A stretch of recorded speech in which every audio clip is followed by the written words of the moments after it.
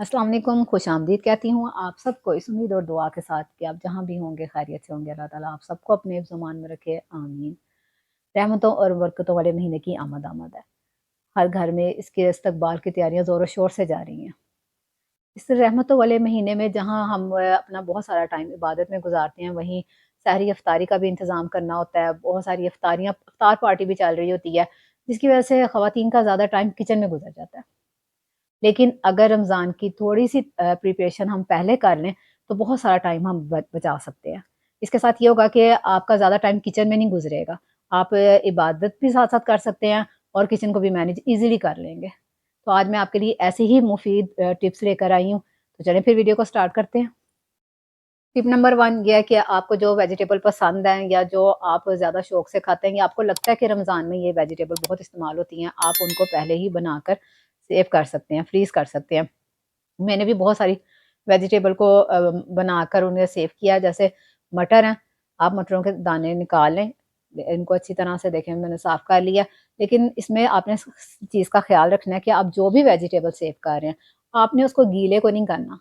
अगर आपने उसको वॉश किया तो फिर उसको अच्छी तरह से ड्राई भी करना है। अगर आप वॉश करके ड्राई करने के बाद उसे सेव करते हैं, तो फिर वो काफ़ी देर तक वेजिटेबल वैसे ही रहती हैं। लेकिन अगर आप गीली-गीली वेजिटेबल को सेव कर लेते हैं, तो उसका टेस्ट चेंज हो जाता है।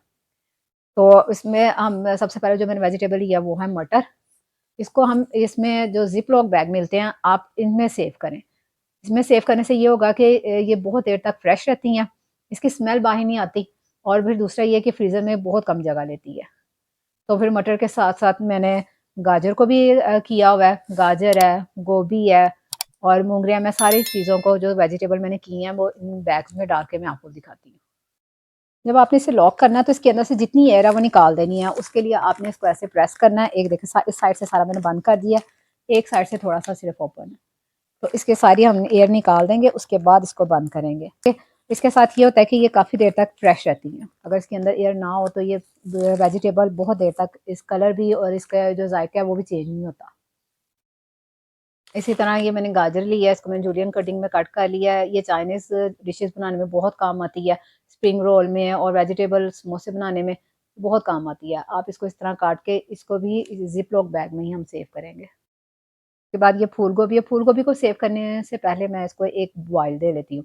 फिर ये काफ़ी देर तक ऐसे ही रहती है, इसका टेस्ट चेंज नहीं होता। लेकिन अगर आप बॉयल नहीं करना चाहते तो आप इसको वैसे भी काट के सेव कर सकते हैं। ये देखिए इस तरह से आप वेजिटेबल को सेव कर सकते हैं रमज़ान के लिए। मैंने टमाटर को भी धो के उन्हें कुछ करके काट लिया, आप चाहे तो इसकी प्योरी भी बना सकते हैं। अगर प्याज को आप इस तरह से काट के सेव करते हैं तो इसके पकोड़े बहुत क्रिस्पी बनते हैं। इसी तरह आप शिमला मिर्च और बाकी वेजिटेबल को भी सेव कर सकते हैं। चलते हैं हम टिप नंबर 2 की तरफ। लेकिन उससे पहले अगर आप अभी तक आपने मेरे चैनल को सब्सक्राइब नहीं किया तो चैनल को सब्सक्राइब कर लें और वीडियो को लाइक करना मत भूलिएगा। टिप नंबर 2 ये है कि जितने ड्राई मसाले हैं आप उन सबको अच्छी तरह से साफ़ करके और पीस के एयर टाइट जार में सेव कर लें। ये रमज़ान में आपके बहुत काम आते हैं। कोई भी आप चीज़ बना रहे हैं, बिरयानी, कोरमा और स्नैक कुछ भी बना रहे हैं तो ये मसाले आपको चाहिए होते हैं। तो टाइम को सेव करने के लिए बेहतर है कि आप इन्हें पहले से ही तैयार करके रखें। जिसमें काली मिर्च है, जो बहुत सारी चीज़ों में इस्तेमाल होती है, आप इसे साफ़ करके, पीस के और सेव कर लें। इसी तरह गरम मसाला और जो सबसे इम्पोर्टेंट चीज़ है वो है सूखा धनिया और सफ़ेद ज़ीरा। इन दोनों चीज़ों को भी आप पीस के और सेव कर लें। लेकिन इसमें जो सबसे ज़रूरी बात है वो ये है कि आपने सूखा धनिया और सफ़ेद ज़ीरा सिंपल नहीं पीसना। बस साफ़ किया और पीस लिया, ऐसे नहीं करना, बल्कि इन दोनों को पहले ड्राई रोस्ट करना है। आपने कोई भी पैन लेकर जिसके अंदर ना ऑयल हो, ना पानी हो, बिल्कुल वो साफ़ पैन हो, तो उसके अंदर आपने इसको तब तक भूनना है मीडियम आँच पर जब तक कि इन दोनों की अच्छी सी खुशबू ना आना शुरू हो जाए। फिर उसके बाद आपने इनको ठंडा करना है और फिर पीस लेना है।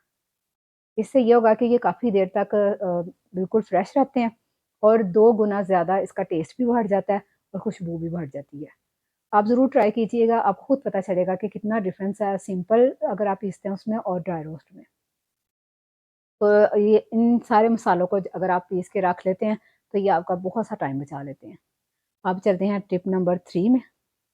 टिप नंबर 3 जो बहुत ही इम्पोर्टेंट है, जो बहुत ज़रूरी है, वो है लहसुन।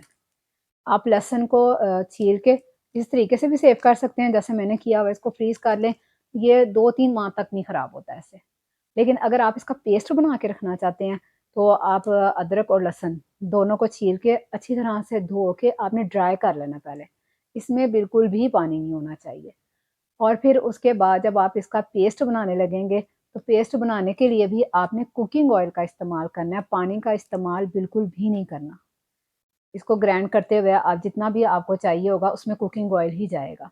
कुकिंग ऑयल इस्तेमाल करने से ये होगा कि 2-3 माह तक आपका ना तो लहसुन का कलर चेंज होगा, ना ही उसका टेस्ट चेंज होगा। इवन अगर आप उसे फ्रीज़र में नहीं भी रखते, नीचे फ्रिज वाले खाने में रखते हैं, तब भी वो ऐसे ही फ्रेश रहेगा। तो जिस तरीके से चाहे आप इसको सेव कर सकते हैं। मुझे उम्मीद है कि ये सारी टिप्स आपके बहुत काम आएँगी। आप आगे भी आपको बहुत सारी रमज़ान की प्रिपरेशन की वीडियो मेरे चैनल पर मिलती रहेंगी। उसके लिए जुड़े रहें मेरे चैनल के साथ। अब तक के लिए इतना ही। अल्लाह हाफ़िज़।